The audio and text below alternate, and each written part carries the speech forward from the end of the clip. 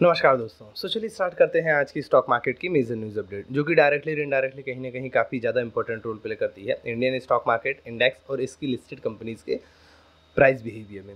As usual हम start कर रहे हैं ग्लोबल मार्केट के अपडेट के साथ में। और ग्लोबल मार्केट के साथ अगर हम देखें तो यूएस मार्केट के अंदर कल जो तीनों ही मेजर इंडेक्स रहे, Dow Jones, S&P 500 and Nasdaq, almost mixed to positive side में इन्होंने कल क्लोजिंग दी है। जहां डाउ जोन्स की अगर हम बात करें तो 0.15% positive, S&P 500 0.2% positive and Nasdaq 0.14% के आसपास तक पॉजिटिव साइड में क्लोज दिए। कोई मेजर ट्रेंड मार्केट में कल देखने को नहीं मिला, but almost market flat to positive side में ही क्लोजिंग मिली है। रीज़न अगर हम बात करें इसकी, तो जो फेडरल रिजर्व के पॉलिसी मेकर्स हैं उनके अभी कुछ अलग इवेंट्स चल रहे हैं सेपरेटली, तो वहाँ से उनकी ओर से जो डिस्कशंस निकल के आ रहे हैं, उनकी ओर से जो व्यूज़ निकल के आ रहे हैं अपकमिंग मार्केट या इकोनॉमिक कंडीशंस के, तो उनकी ओर से ये होप लगाई जा रही है कि मार्केट में जो डाउन टर्म है या इकोनॉमी के अंदर हम स्लोनेस बोलें वो उतनी ज़्यादा नहीं है। प्लस अपकमिंग फेडरल मीटिंग में भी वो एक हायर पेस पे रेट कट कर सकते हैं। एंड अगर हम बात करें इसके बाद, कल यूएस मार्केट में इकोनॉमी को लेकर PMI, purchasing manager index, PMI का डेटा भी रिलीज़ हुआ, जो कि कहीं ना कहीं एक तरह से ये शो कर रहा है कि सर्विस सेक्टर जो है वो ग्रोथ के मोड पर है।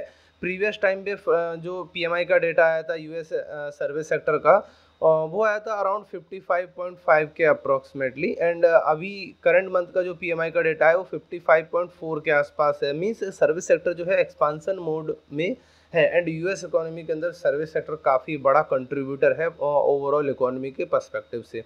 इसके बाद अगर हम देखें तो मैन्युफैक्चरिंग पीएमआई का जो डेटा है वो ऑलमोस्ट कॉन्ट्रैक्शन मोड में है, 47.0 के आसपास इसकी जो इसकी रीडिंग आई है। तो कहीं ना कहीं एक तरह से हम देखें तो ये एक तरह से सिग्नल कर रहा है कि मैन्युफैक्चरिंग जो सेक्टर है वो थोड़ा सा स्लो या कॉन्ट्रैक्शन मोड में है, but service sector expansion mode में है। और इसी के साथ साथ जो वहाँ का एक काफ़ी बड़ा फाइनेंशियल ग्रुप है या एक मेजर बैंक है, सिटी के एनालिस्ट भी ये एक्सपेक्ट करते हैं कि नवंबर की अपकमिंग जो फेडरल रिजर्व की मीटिंग है उसमें वो अराउंड 50 बेसिस पॉइंट से रेट कट कर सकते हैं। ये सभी रीजंस रहे कि मार्केट ऑलमोस्ट पॉजिटिव साइड में मार्केट ने कल क्लोजिंग दी है।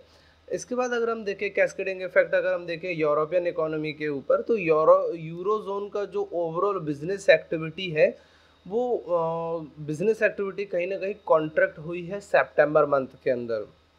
ओवरऑल यूरोजोन जो है मेनली सर्विस सेक्टर पे डिपेंड करता है, प्लस मैन्युफैक्चरिंग भी एक थोड़ा इम्पॉर्टेंट पार्ट है यूरोजोन की इकोनॉमी के अंदर। यूरोजोन के अंदर अगर हम देखें जो तीनों मेजर इंडेक्स रहे, FTSE अराउंड 0.36% पॉजिटिव, फ्रांस का CAC 0.1% पॉजिटिव एंड जर्मनी का डेक्स 0.7% के आसपास तक पॉजिटिव साइड में क्लोजिंग इन्होंने दी है। कल यूरोजोन का बिजनेस एक्टिविटी या पीएमआई का नंबर आया और एक्सपेक्टेशंस जो मार्केट ने ऑलमोस्ट लगाई हुई थी उससे काफ़ी लोअर लेवल पे ये नंबर आया है, जो कि एक तरह से ये शो कर रहा है कि यूरोजोन की जो मेजर इकोनॉमीज हैं वो कहीं ना कहीं डाउन टर्म में है या इकोनॉमी वहाँ पे स्लो हो रही है। एंड अगर हम रिसेंटली बात करें 3 to 4 डेज पहले ही जो वहाँ पे सेंट्रल बैंक है उनकी जो रेट कट का जो उनका डिसीजन था वो उन्होंने उसको अनचेंज्ड रखा है। तो कहीं ना कहीं चांसेस हैं कि अपकमिंग टाइम में जो नेक्स्ट मीटिंग उनकी होने वाली शायद वो वहाँ पे रेट कट कर सकते हैं, ड्यू टू इकोनॉमी जो है रिसेशन में जाने के चांसेस बन रहे हैं।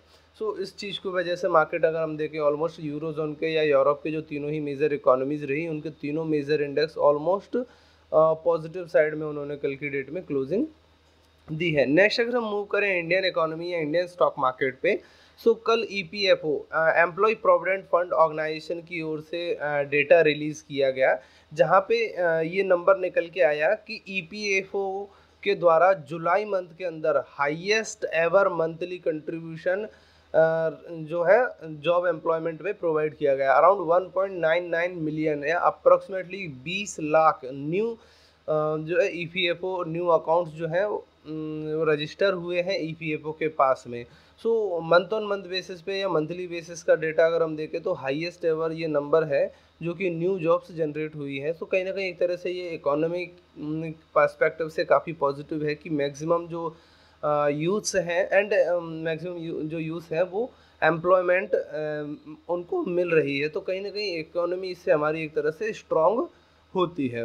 नेक्स्ट अगर हम बात करें बिजनेस एक्टिविटी या फ्लैश पीएमआई, फ्लैश पीएमआई क्या होता है? पीएमआई डेटा के अराउंड वन वीक पहले फ्लैश पीएमआई का नंबर रिलीज़ किया जाता है, जिससे कि एक व्यू या एजम्पन्स रखते हैं कि पीएमआई का जो एक्चुअल डेटा है वो क्या आ सकता है। कल इंडियन बिजनेस एक्टिविटीज़ का या इंडियन इकोनॉमी का फ्लैश पीएमआई का नंबर जो है वो रिलीज़ किया गया एंड ये शो कर रहा है कि इंडिया की जो बिजनेस एक्टिविटी है ऑलमोस्ट 9 मंथ्स के लोअर लेवल पे आई है सितंबर मंथ्स के लिए। तो कहीं ना कहीं एक तरह से हमारे लिए वो थोड़ा सा नेगेटिव है, बट एक्चुअल में हमें इसका नंबर भी देखना होगा। इंडिया का जो पीएमआई का नंबर है वो हिस्ट्री के ऑल टाइम हाई नंबर के आसपास हमारा प्रीवियस 8 to 9 मंथ से चल रहा है। अराउंड 60 या 61 तक हम यहाँ पे पहुँच चुके थे एंड जो लेटेस्ट नंबर आया है करंट मंथ के लिए वो आया है 59.3। पीएमआई का नंबर अगर 50 से अबव है मींस इकोनॉमी या पर्टिकुलर सेक्टर एक्सपांसन या ग्रोथ के मोड में है। अगर 50 के लोअर पे है देन ये जो हमारी इकोनॉमी है या सेक्टर है वो डाउन टर्म में है या कंस्ट्रक्शन मोड में है। सो हमारा ये नंबर जो है 59.3 पे है, जो कि ऑलमोस्ट काफ़ी ज़्यादा स्ट्रॉन्ग या रोबस्ट नंबर्स हैं इकोनॉमिक ग्रोथ या जो अपसाइड पोटेंशियल के अकॉर्डिंग। बट हम ऑलमोस्ट हिस्ट्री में ऑल टाइम हाई पे चल रहे थे, तो वहाँ से थोड़ा सा बिजनेस एक्टिविटी हमारी स्लो हुई है।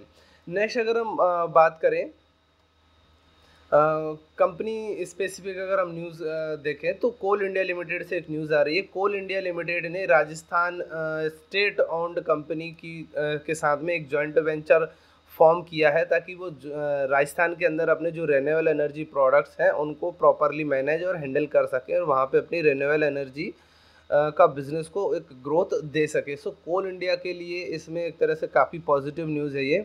इस जॉइंट वेंचर के अंदर कोल इंडिया लिमिटेड अराउंड 74% का स्टेक ओन करता है एंड राजस्थान राज्य विद्युत उत्पादन निगम लिमिटेड जो कि राजस्थान की स्टेट ओन कंपनी है वो ऑलमोस्ट 26% इसमें स्टेक ओन करती है। सो कोल इंडिया के लिए एक तरह से ये पॉजिटिव है कि वो रिन्यूएबल एनर्जी में भी एक अच्छे पेस पे ग्रो करने की प्लानिंग कर रहे हैं। नेक्स्ट अगर हम न्यूज़ की बात करें तो वो आ रही है public sector company NBCC. NBCC को अराउंड 1300 करोड़ एग्जैक्टली अगर मैं बात करूं 1261 करोड़ का कॉन्ट्रैक्ट इन्हें मिला है एंड ये कॉन्ट्रैक्ट जो मिला है वो एम्स दरभंगा हॉस्पिटल को बिल्ड करने के लिए जो है प्रोवाइड किया गया है। सो एनबीसीसी के लिए एक तरह से ये काफ़ी ज़्यादा पॉजिटिव है कि अराउंड 1200 करोड़ का उनको ऑर्डर मिला है जिससे कि इनकी बिजनेस एक्टिविटी हायर पेस पे रहेगी। Next and final news update की अगर हम बात करें तो कॉन्ट्रैक्ट्स जो कि फ्यूचर एंड ऑप्शंस के अंदर बैन कैटेगरी में है उनमें Aditya Birla fashion and retail limited and Vodafone idea इनको इस कैटेगरी में ऐड किया गया है। 24 सितंबर 2024 के लिए Aditya Birla fashion and retail limited, Vodafone Idea, Aarti industries, Biocon, Chambal fertilisers and chemicals, GNFC, granules India, LIC housing finance and इसके बाद अगर हम बात करें national aluminium company limited, Oracle financial services software limited, Punjab national bank and SAIL steel authority of India limited, ये particular companies के contract future and option contract में हम आज की डेट में कोई भी फ्रेश एंट्री नहीं बना सकते हैं ड्यू टू कि इनको एफएनओ की बैन कैटेगरी में लिस्ट किया गया है। एंड प्रीवियस डे में अगर हम बात करें आरबीएल बैंक को भी इसी कैटेगरी में एडेड था जिसको कि अब इसमें से रिमूव कर दिया गया है, तो यहाँ पे हम जो है न्यू एंट्रीज बना सकते हैं फ्यूचर एंड ऑप्शंस कॉन्ट्रैक्ट्स में। सो फ्रेंड्स यही थी आज की मेजर न्यूज़ अपडेट। चलिए मिलते हैं नेक्स्ट न्यूज़ सेशन के साथ, तब तक के लिए थैंक यू वेरी मच।